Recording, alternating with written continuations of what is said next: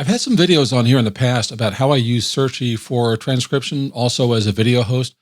But the truth is, over the past year, Searchie's really been transforming itself into much more than a transcription or video searching system.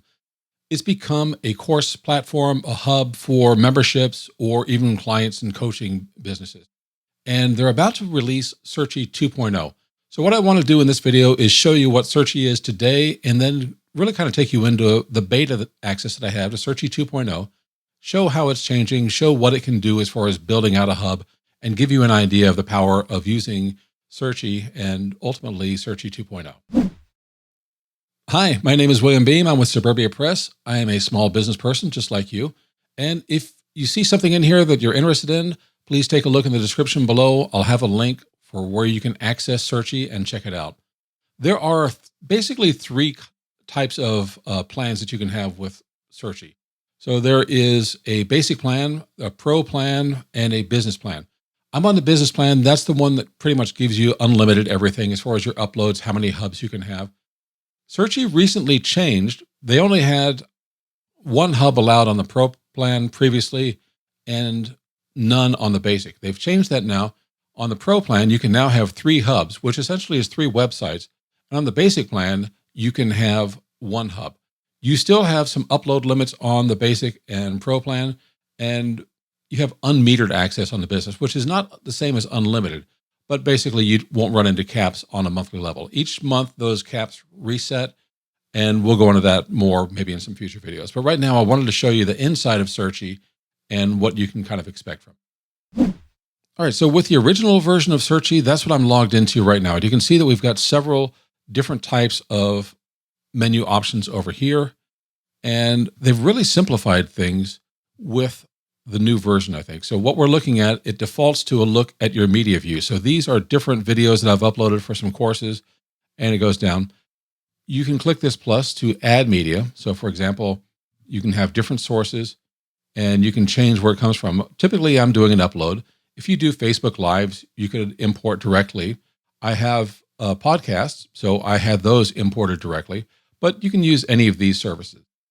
If you don't see a site that you want, YouTube is a big one. On here, you can still at least upload your videos. YouTube, for whatever reason, they've been trying for more than a year to get them, and YouTube simply doesn't want to provide any access to import videos directly into Searchie. But there are a number of sources over here, so I'd say that between Zapier or uploading your own, you can still get your data in here. And I've used this for transcribing my podcasts. I've used it for transcribing my videos, which it does automatically through an integration with Rev. And then I've cleaned up a few things and maybe added some of my own terms so that it transcribes better. But Searchie 2.0, you can see that I've got a beta invitation over here. We'll click on that, and it lets me know that this is a beta. So you may see some bugs in here. I know I have. Not too many, but I say I understand. And then I get a very different view. So here is a mention from Will. He's one of the folks over at the Searchie team. And it's kind of letting you know it's a beta access, and the sole purpose is conducting tests and obtaining feedback. So there's that. If you agree to the terms, then you get a little bit of sprinkles and say congratulations. So now your initial view changes quite significantly. Rather than being media-centric, whereas I've talked about this as a video hosting service, now it's more about your hubs.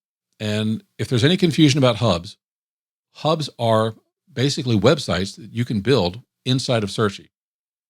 So let's take a look at this one. This is my hub for my photography site, and I'll click over here. And this is what it looks like. So I've got my name over here. You can search anything in here. So if I search for, let's say, Luminar AI, it'll do a search, and then it'll come up with any of the material that I've brought within Luminar AI or discussed Luminar AI. So you can see, obviously, I've got a course on Luminar AI, so a lot of those come up. But I also had my podcast, and I've mentioned Luminar AI in these different podcasts. And also, I've got another course on another product from Skylum. It's called Luminar Neo Elements, where I mentioned Luminar AI. So you can see that it shows up in a number of places. And even in one of my Lightroom courses, I've mentioned it. So you can find out that there's matching titles and keywords are found in 126 keywords found across 53 different media files. So just doing a search here globally lets you search for anything that you have access to. And of course, on this side over here, you've got a menu. And then if you're a user, you've got your account settings, you can get access. So what I've done here is I've started off section by section. I have the initial welcome, and there's a welcome video, and there's a site tour to show people how this works. When we come down to these courses, these are dependent upon audience tags. In other words, not everybody's going to see this. I sell these courses, or I grant them as bonus courses for affiliate sales. And if you haven't been granted or purchased this course, it won't even show up.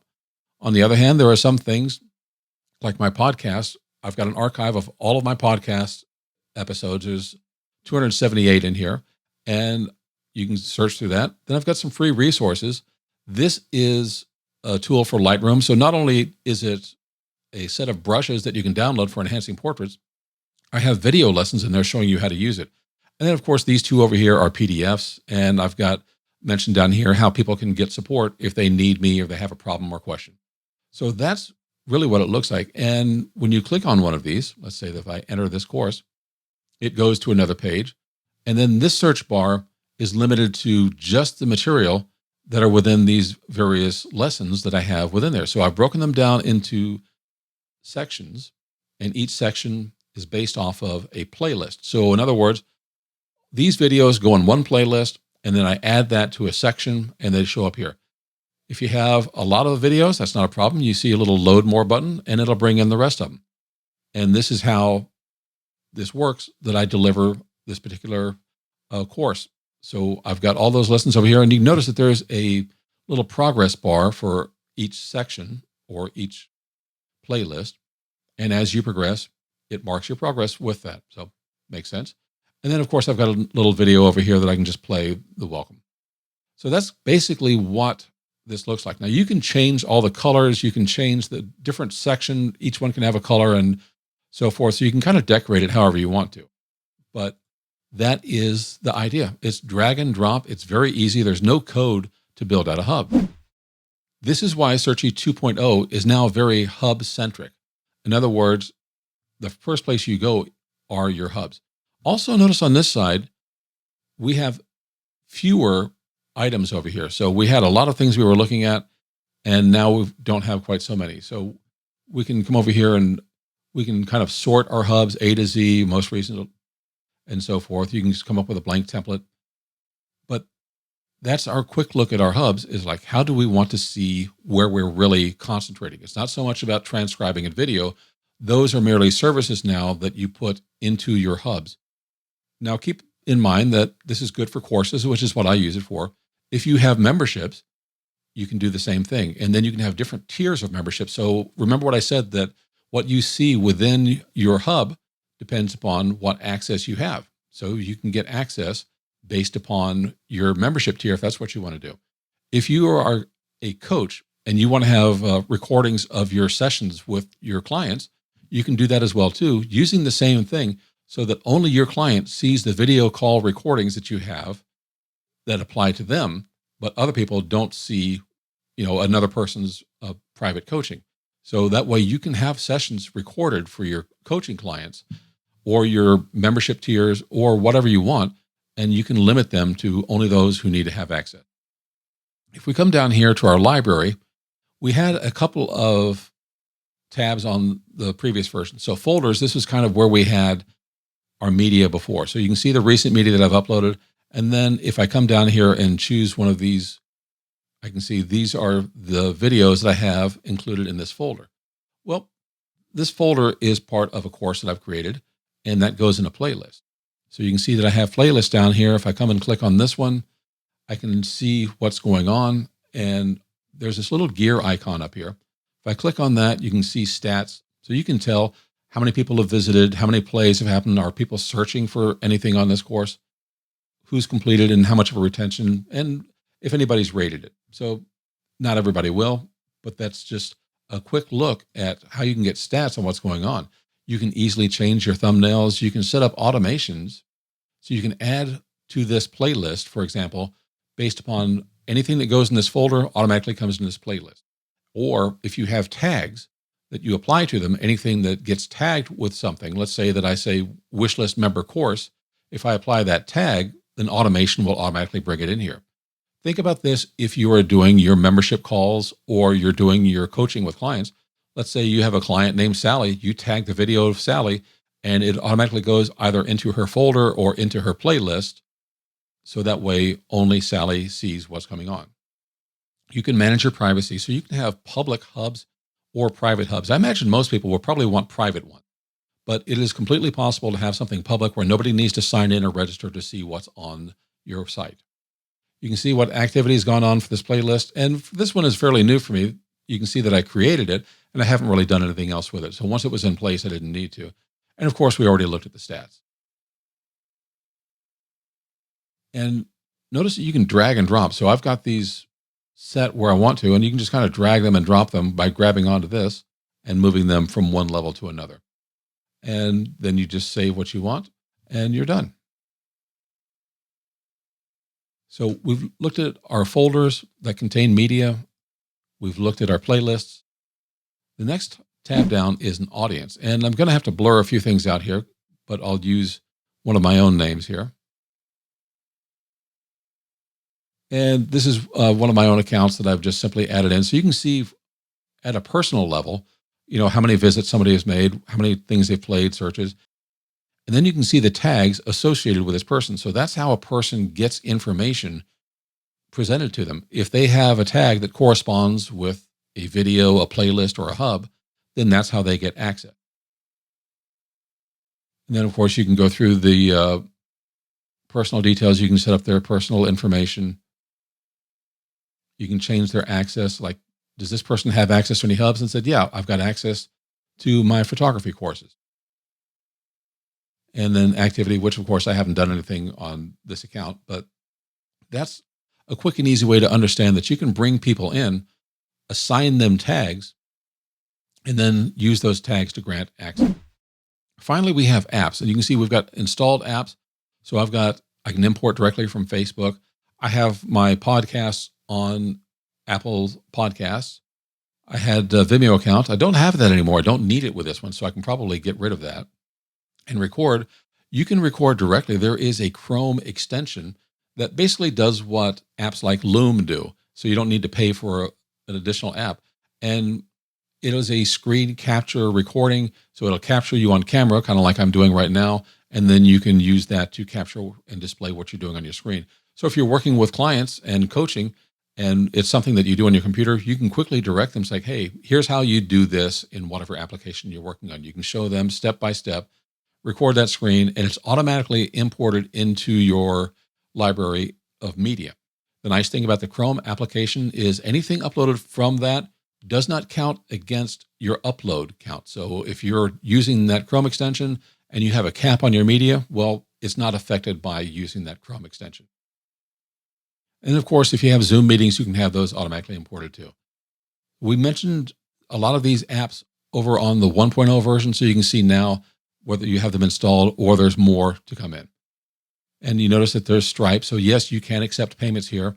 And if Stripe isn't what you're looking for, if you want more things, I use ThriveCart. I'm able to connect that through Zapier. So there are a few things that are being added into Searchie 2.0. The ability to drip courses out based upon a scheduled date is something that you can do with playlists now. In other words, you can decide that I'm not going to show this playlist until a scheduled date. One of the enhancements that they're trying to work towards, but is not yet in the system, is the ability to do that with a criteria. So, for example, you must complete a video or playlist before you have access to the next one. That allows you to say that you don't get the next lesson until I'm sure that you've mastered the first one. They're also going to be adding gamification. So in other words, it's the same criteria. Once you complete a video or you complete a lesson, let's say a playlist, then you can earn badges. Kind of like they describe this as the way Peloton works. I don't know, I don't have a Peloton, but I understand the concept of gamification. And that's a way to encourage your audience to complete things. They start racking up these little badges, and it's kind of a source of pride. Future releases may include an basically a member directory. So because if you got these badges, you want to show them off. You may want to share your membership so they can see each other. There are a few other things. So we look at their Searchie changelog, and there's a couple of things that have been released. So it says users can now share templates of their hubs. This is great if you're building out multiple hubs, and also maybe you're doing this for clients, that you can have a preset hub template that you do, and then a client hires you to build out their Searchie hub, or you have multiple ones that you want to build out, then you don't have to build everything from scratch. You can have a template that will go over and just set things up initially for you. And there's also something that some folks will really appreciate is custom CSS. In other words, if you want to put in your own codes for what colors and typography you're using, there are a number of ways to decorate inside the Appearance tab inside of Searchie, and we'll look at those in some future videos. But they're adding more tweaks that make their Searchie hubs a bit more supportive of customization, the way you might be able to do with some other. All right, so that's enough for right now. I just wanted to kind of give you an overview of what Searchie 2.0 looks like. There will be more changes to come. They don't have a release date yet for this. I am anticipating sometime in April, but that is not firm by any stretch of the imagination. So, but I'm kind of anticipating that sometime April 2022, we'll see a release out of the beta. But things can happen, things can delay it. I don't know. I'm not inside of Searchie, so if it doesn't come out in April, then it'll come out later. With that in mind, thank you so much for spending a little bit of time with me today. I will have more videos on Searchie exploring what you can do and how to do it. If you like that, please go ahead, click the like button. That tells YouTube we did something right. They will share this with more people. Subscribe, you'll get more videos like this. Particularly if you click that little bell notification icon, you'll get a notice the next time a video comes out. Thank you very much. I'll see you in the next video.